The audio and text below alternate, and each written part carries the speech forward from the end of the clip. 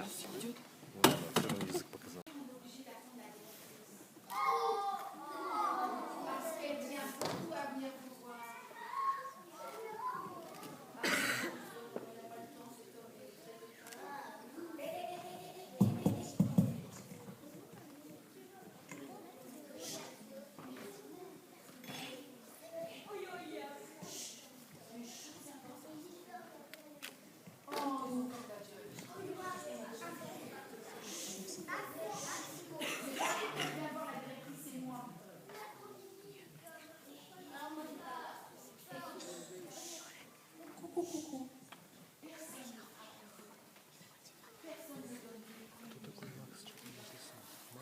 Или монстр?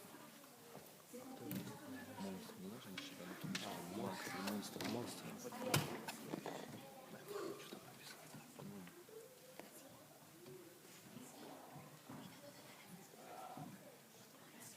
Что там написано?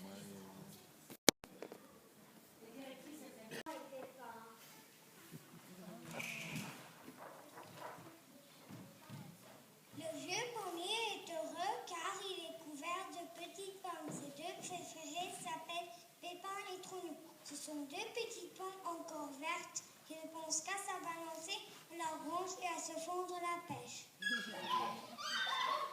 suis sûre que tu ne peux pas la suivre que moi. C'est ce que tu vas voir. Et complètement excitée, elles se balancent en plus fort en riant comme des folles.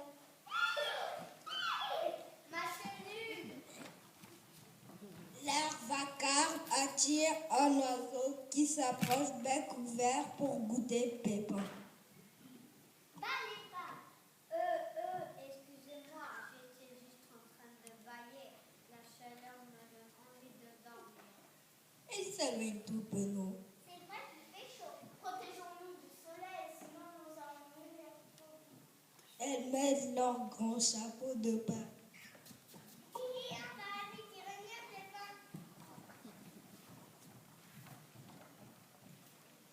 Les passants commencent à s'intéresser aux fruits et aux pommiers. Toutes les petites pommes sont fières d'être choisies, mais seuls Pépin et Trognon n'ont pas envie d'être cueillis. Nous sommes mauvaises et toutes pourries. En entendant cela, un ver se présente.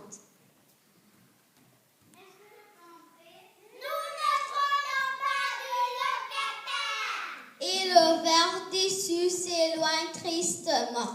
Mais il commence à faire froid. Pépin et Trognon, pour se réchauffer, se couvrent avec les feuilles qui tombent et en profitent pour jouer à cache-cache. Le vent souffle de plus en plus fort.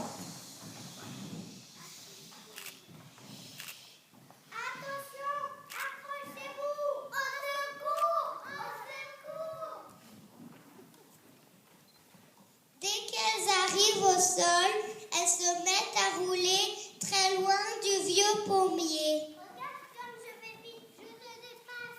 Mais bientôt, elles s'arrêtent. Que va-t-on faire maintenant?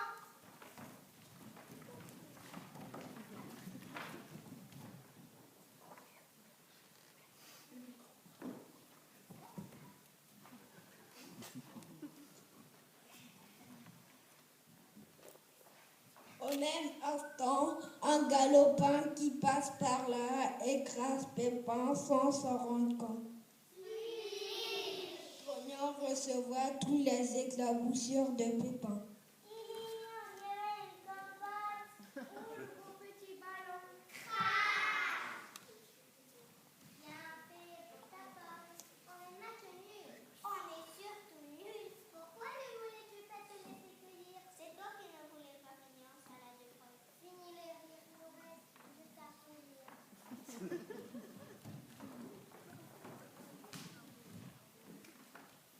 Les jours passent.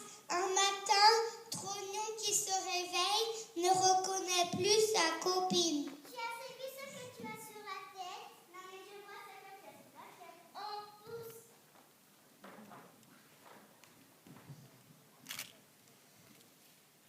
En effet, chaque jour, elle poussait davantage pour devenir deux beaux petits petit pommier. Et sur les 2 arbres, toutes les petites pommes rigolent en les entendant.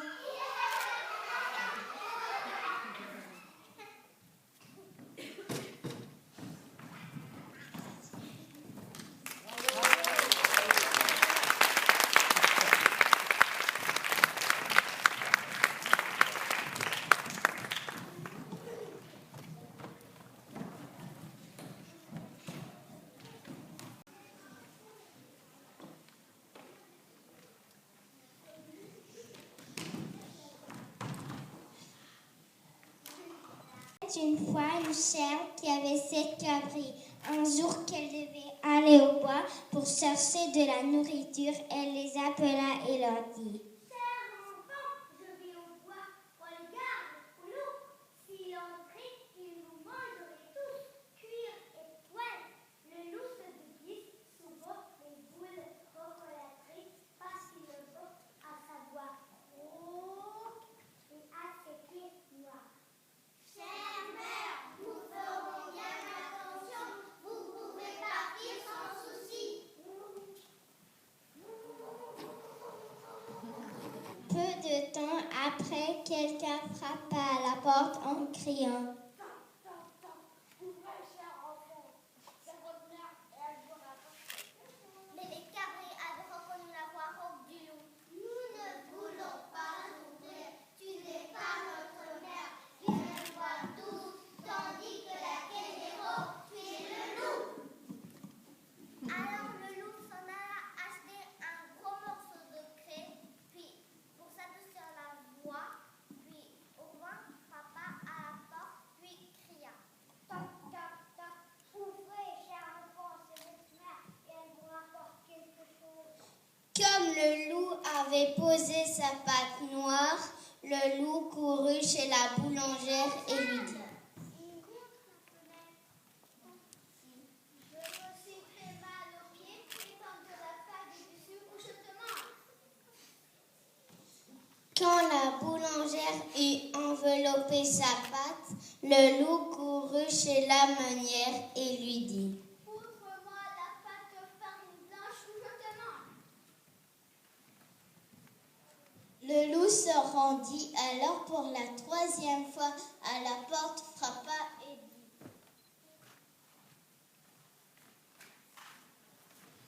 Toc, toc, toc, toc. Ouvrez, cher enfant, c'est votre mère et vous rapporte quelque chose. Montre-nous d'abord ta pâte. Alors le loup posa sa patte blanche contre la fenêtre et les crabris lui ouvrent la porte. Mais qui entra? Le loup. Ils eurent grand-peur et se cachèrent. L'un sauta sous la table, le 2e dans le lit, le 3e dans le fourneau, le 4e dans le buffet, le 5e dans le coffre, le 6e dans la terrine à relaver et le 7e dans la caisse de l'horloge. Il les trouva tous à l'exception du plus jeune caché dans la caisse de l'horloge. Il les avala l'un après l'autre.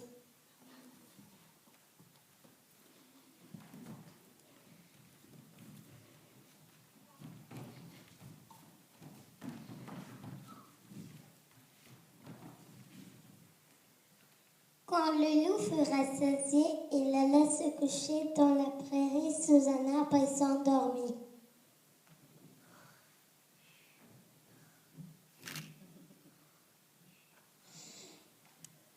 Quelque temps après, la chèvre rentre de la forêt. La porte de la maison était toute grande ouverte. La table, la chaise et le banc étaient renversés. La terrine à relaver était en morceaux.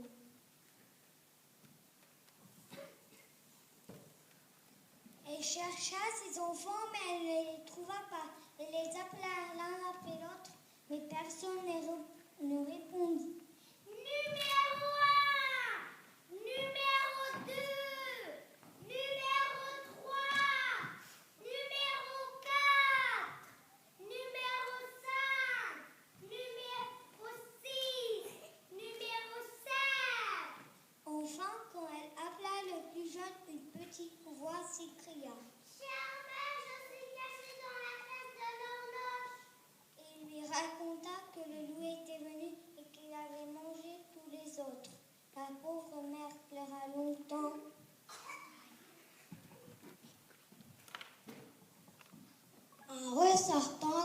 maison, la chèvre vit que le loup était couché sous un arbre et elle regardait de plus près et quelque chose revenait dans son ventre. Mes pauvres enfants, seraient-ils encore en vie? Alors elle dit au petit Capri d'aller à la maison chercher des ciseaux et du fil et elle ouvre le ventre.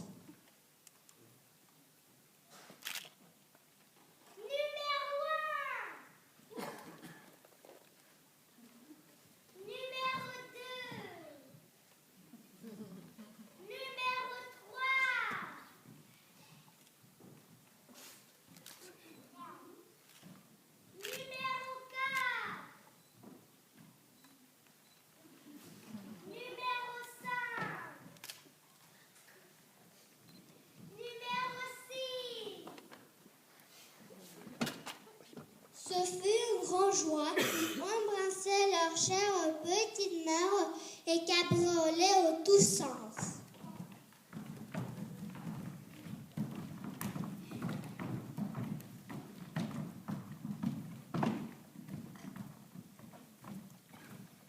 Maintenant, allez chercher des pierres pour remplir le ventre de la maudite bête pendant qu'elle dort. Alors, elle dit au petit Cabri d'aller chercher des pierres pour remplir le ventre du loup.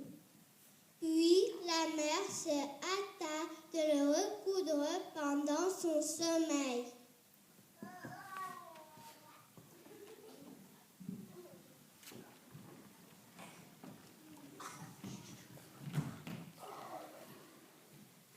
Quand le loup se réveilla, il se leva et voulut aller boire à la fontaine. Mais quand il commença à bouger, les pierres se heurtèrent les unes contre les autres, alors qu'il s'écria. Qu'est-ce qui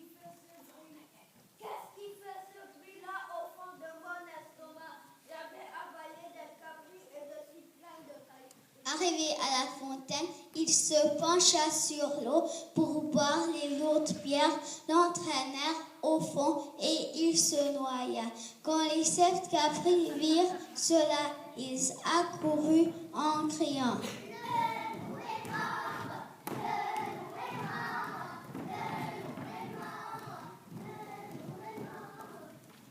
Toute la famille se mit à danser de joie autour de la fontaine.